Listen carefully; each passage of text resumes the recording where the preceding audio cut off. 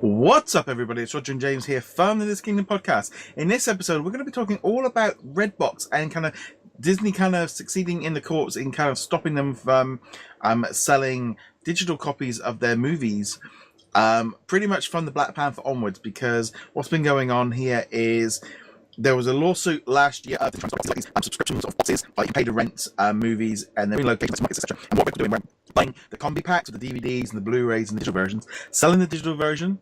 I think they were renting out the Blu-rays and the DVDs, but kind of using the digital versions as a way of clawing back information.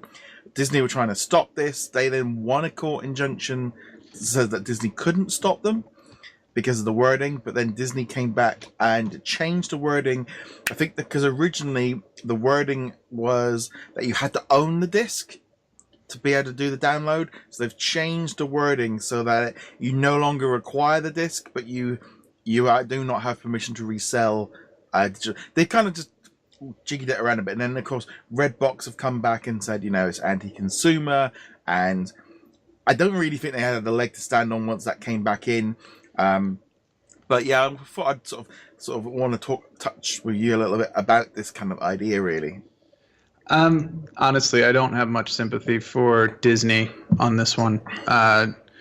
Technically, they can do whatever they want with their user agreement and, say you can't resell the license, the digital license, which is within their legal right. But I agree with Redbox on it. It is anti-consumer. And the main reasoning behind that, not just for movies, but let's also talk comics, because that's kind of relates in here as well. A lot of Marvel comics, actually all Marvel comics, come with a digital code in addition to the physical copy. You can either buy digital only online, or you can buy the digital, the physical copy at your local store or bookstore, whatever. And there's become kind of a gray market on the internet where people will buy the comics and they're not going to get the digital version themselves, so they will sell the digital version. I have to assume that there is similarly a market for that in movies as well. Yeah. I mean, outside of Redbox, obviously, this story is because Redbox is doing it. But I believe, there's probably a Reddit or an eBay gray market with these digital codes.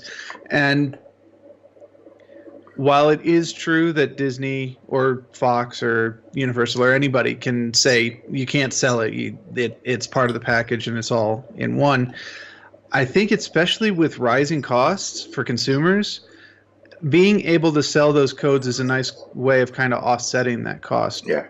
Comics, if you buy 5 a week, that's almost $25, and you can get a couple of that back by selling the digital copy you weren't going to use. Or even just trading them to get, because I've noticed people do that as well, where maybe I buy a comic and you buy a comic, I give you my digital code, you give me your digital, so we both can read the new comic, but we've only brought one each, kind of thing. Right. I think with the digital, with Redbox things, because there's a couple of things that I think of. For example, if you decide to buy Avengers Infinity War, which comes out this week in the UK, and we don't get the digital codes anyway, actually, over here for these. You're going to get the digital code, right? So if you decide to sell that on eBay or on Facebook, something like that, I don't see a problem with that, because you're just selling something on that you've done, and I don't think Disney are really that too worried too much about that, because you're just selling a copy and whatever. I think that Redbox was the fundamental thing of this being a business doing it. Right. I think because looking at it from a way, I remember back when my uncle used to have a video shop and used to do rentals and stuff, right? When he used to buy VHS rent out, they used to cost like £90 to £100 each. This was like 25 years ago, because you had to buy special versions. You couldn't just go into like Blockbuster and buy out, or into a video shop and buy them and just rent them out. You had to have a specific license, and you had to pay a lot of money. So the idea that Redbox is just buying normal versions off the street and then renting out the discs, because it says right on the front with that big federal warning that you're not allowed to do stuff like that. So that was where I was a little bit wary. But also, I think back to, as again being a business, if I go into a supermarket and I buy a packet of crisps or chips, as you guys have them, or cans of Coca-Cola, they will say on them, not for resale.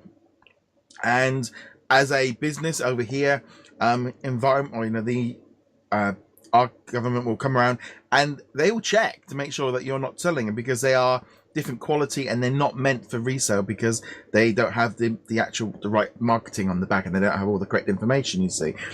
And as a business, I am aware that when I go to a business and I see people doing it, it's like, oh, it's like little places get away with it. But the idea is there are reasons why they do this from a business point of view. So I looked at it from when Redbox was it, and I'm going, oh, you really probably shouldn't have been doing that anyway. And you've been using a wriggling around a rule to get around it. And so I kind of was, from my point of view, looking at it a little bit maybe more like business minded, of going, yeah, I can see why Disney have done this.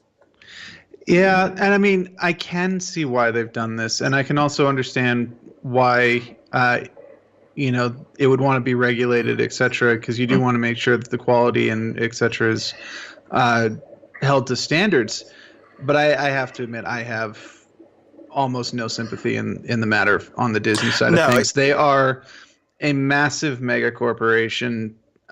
This is not hurting them, and the fact that Redbox as a service exists at all is helping them, because there are people who don't want to buy movies for $20 or rent movies through iTunes for $9 or $10, whatever the rental costs are these days.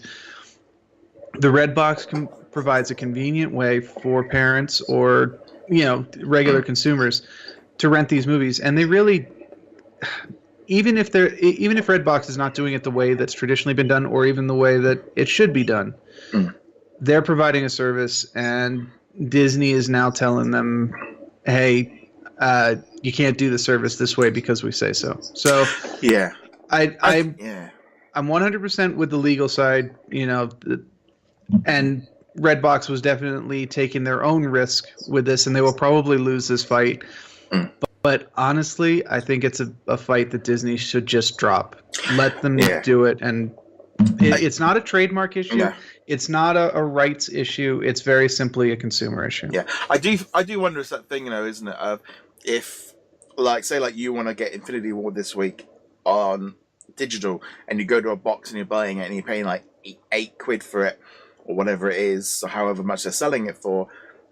Disney, in theory, hasn't made any money off of that, because that's the issue. Because Redbox, because I think I still view like the digital version as like a freebie. That's kind of the way. It's like you're buying the physical version and you're getting the digital version. Because sometimes, we don't have the digital versions for the Disney movies. They haven't started doing that here. But to me, it's like, well, why do I buy the digital when I can buy the physical and I get it anyway? So it's almost like you get 2 for 1, other than the 2 week early thing. I just feel like this was a bit of an odd one. I do feel like Redbox, their whole business strategy is just going, their market is going to keep dropping off year on year. And, like all the most video shops that have closed down, it felt a little bit like they were trying to claw a new business out of what was left. Because maybe they're thinking, maybe we can just keep selling these digital codes for a bit and keep us going. But I do wonder if this is just more sign of this kind of market disappearing. I really wouldn't go that far, because, while Blockbuster, which was the big video chain here, went under many, many years ago, the big difference is Redbox doesn't have physical locations. They're in other people's physical locations. And there is definitely that kind of impulse factor and that convenience factor where people can go, all right, I've got my groceries.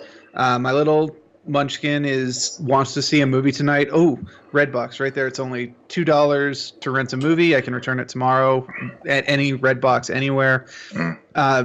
So while physical media in general is probably on the decline, very gradual decline, I think, but still, I doubt that Redbox is really in any dire straits or in at risk of losing or declaring bankruptcy, whatever the case may be.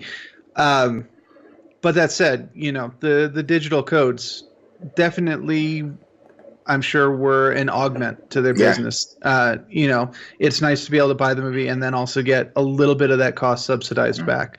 So yeah, it's definitely an issue, because I think for us over here, it's like rentals of physical discs have pretty much just, they've gone.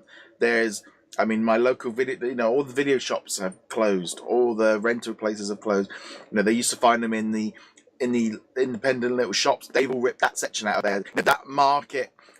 I know when I was out in America a few months ago and I saw one of the red boxes in the supermarket, it was like, wow, okay.